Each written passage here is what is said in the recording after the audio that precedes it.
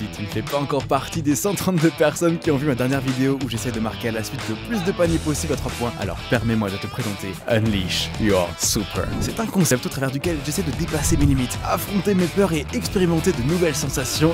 Et laisse tomber, cette fois, j'ai vraiment failli me faire dessus. Mais c'était incroyable. Avant le saut, j'étais étonnamment très serein.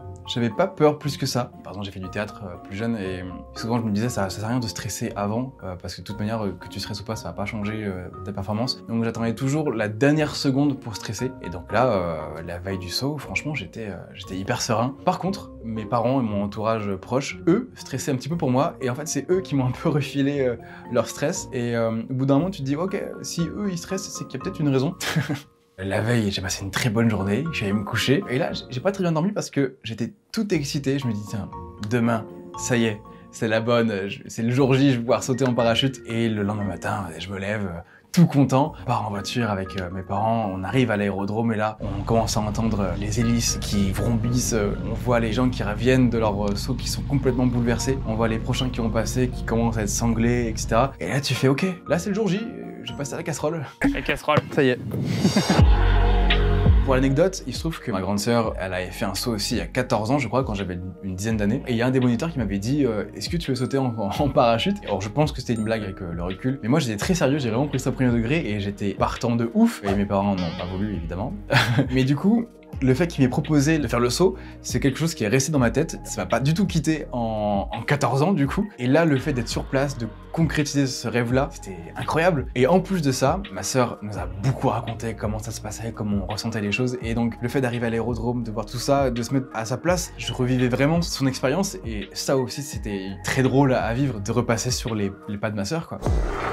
Alors faut savoir qu'il n'y a qu'un seul avion pour faire monter les parachutistes pour le saut. La montée en avion dure 20 minutes. Et donc c'est un temps où on fait une petite formation pour les gens qui vont suivre pour la prochaine série. Et c'est une formation qui est ultra rapide, hein. Franchement c'est juste les premiers gestes, les trucs un peu basiques. Comment se mettre sur le bord de l'avion avant de sauter, comment mettre ses mains quand t'es dans le vide, etc. C'est très basique, ça va à l'essentiel. Et c'est un peu stressant aussi parce que tu dis qu'il faut vraiment que t'écoutes parce que t'auras pas de deuxième rappel. Et ensuite après la formation, ils ont commencé à sangler tout le monde. Et donc là, tu mets le harnais, comme l'acrobranche, hein, c'est la même chose. Et donc là, il commence à te serrer toutes les sangles.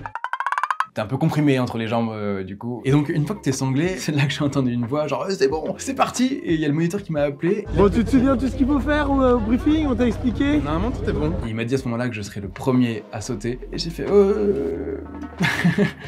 parce qu'en fait, je sais pas quel est le pire en y réfléchissant, mais quand t'es le premier, t'as pas le temps de regarder les autres, de voir comment ils font, de te remémorer un peu les positions, etc. De voir venir le truc quoi. Et en même temps, quand t'es dernier, tu vois tous les gens, un par un, qui sautent et tu sens que ton heure s'approche et c'est bientôt la fin. Je sais pas quel est le pire, mais en tout cas, j'ai un peu flippé le fait de partir premier. Et comme je devais sauter le premier, j'étais donc le dernier à rentrer dans l'avion. Donc on est rentré dans l'avion, j'entends l'hélice qui commence à bourdonner, l'avion qui commence à avancer, et là je vois mes proches, mon entourage qui commence à rapetissir au loin. Ce jour-là, on avait une chance de dingue, le ciel était complètement dégagé, un ciel bleu incroyable. Je sais pas si vous connaissez un peu la région Loire-Atlantique, etc., mais nous on était au-dessus de Saint-Nazaire, La Baule, Guérande, Pornichet, etc., et on voyait jusqu'à Nantes. Et Nantes, normalement, c'est 1 heure de route de la côte, et là vraiment on voyait la ville, donc on avait vraiment une vue dégagée, c'est un truc de ouf quoi. Donc l'avion fait son petit tour, il y en a pour 20 minutes de montée. Pendant ce temps-là, il y a le moniteur qui nous dit régulièrement à quelle altitude on est. C'est cool, mais en même temps, tu sais que plus tu montes, plus tu te rapproches de l'altitude finale, plus tu sens que tu vas bientôt sauter. Et donc en fait, là, j'ai vraiment commencé à flipper. Et donc ouais, la porte s'ouvre, t'as une bouffée d'oxygène d'un coup, là, t'as plein d'air qui vient. Là, mon moniteur derrière, il me fait vas-y, c'est bon, c'est parti, on y va. Et là, je commence à m'avancer et tout, je vais sur le bord de l'avion, il y a mes pieds qui sortent dans le vide. Là, tu fais oh là là, mon cœur bat, mon cœur bat. Et en fait, à ce moment-là, je me rappelle très bien, il y avait un cadreur qui était avec moi, il me regarde et il fait des gestes en mode vas-y, fais-moi un sourire pour la caméra. Et j'ai à peine le temps de comprendre ce qu'il dit, de faire un jeu sourire à la con, que et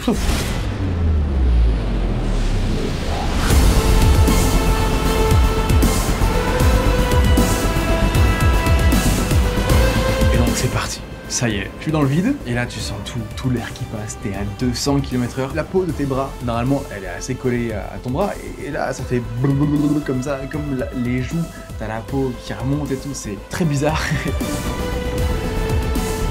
Jamais dans la vraie vie, tu tombes dans le vide comme ça indéfiniment, ça n'arrive jamais. C'est une sensation qui est très particulière. Quand tu l'as pas vécu, c'est extrêmement compliqué de dire comment tu le ressens. Il n'y a rien de comparable. Le seul truc le plus comparable que j'ai fait, c'est dans un cauchemar, quand je tombais dans le vide. C'est le truc qui s'en rapproche le plus, mais dans la vraie vie, à aucun moment ça se rapproche d'une sensation comme ça. Quand t'es en chute libre, en plus d'avoir ce côté, tu sens que tu tombes dans le vide, tu vois que t'es très haut aussi, et tu sais que si jamais il y a un problème, tu t'écrases quoi. Et donc ça, je crois que ça dure entre 35 et 40 secondes, il me semble, la chute libre, même si ça peut paraître court, quand t'es dedans, tu sens les secondes qui passent. Hein. Et là où je m'y attendais pas avec le saut en parachute, parce que je pensais que c'était juste un truc en mode peur du vide, etc. Et en fait, il y a eu un espèce de déclic quand j'étais là-haut. C'est un petit moment où tu prends du recul sur ton existence en tant qu'être humain.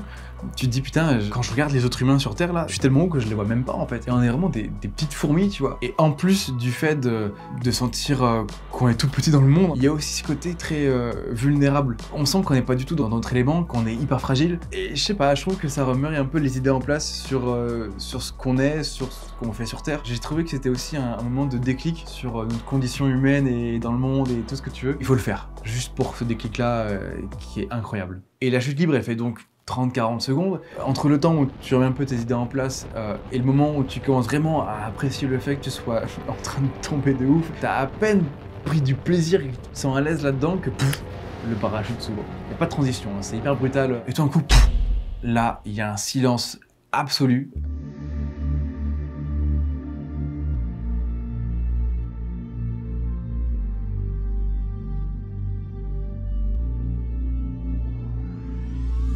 Tu te sens comme une plume qui descend dans le vide. Tu vas hyper lentement, c'est hyper calme, t'es juste posé et tu profites, c'est incroyable. Et donc tu descends en parachute calmement. Et là, au moment d'arriver, il me dit le moniteur, bon, faut lever les jambes pour l'atterrissage. Alors il y en a quelques-uns qui atterrissent sur les pieds, nous c'est pas le cas.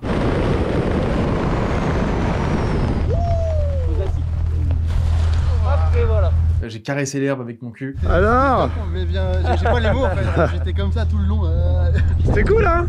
C'est incroyable. Bravo Thomas. Incroyable. Wow. Et donc quand t'es à l'arrêt, tu prends conscience de tout ce que t'as vécu, t'as toutes les images qui tournent en boucle dans ta tête en mode putain, il y a 30 secondes, j'étais en train de faire du 200 km/h en chute libre, et t'as juste envie de recommencer. Moi je voulais trop repartir. Je me sentais trop comme dans Top Gun quand je rentrais à pied, je me voyais vraiment marcher au ralenti.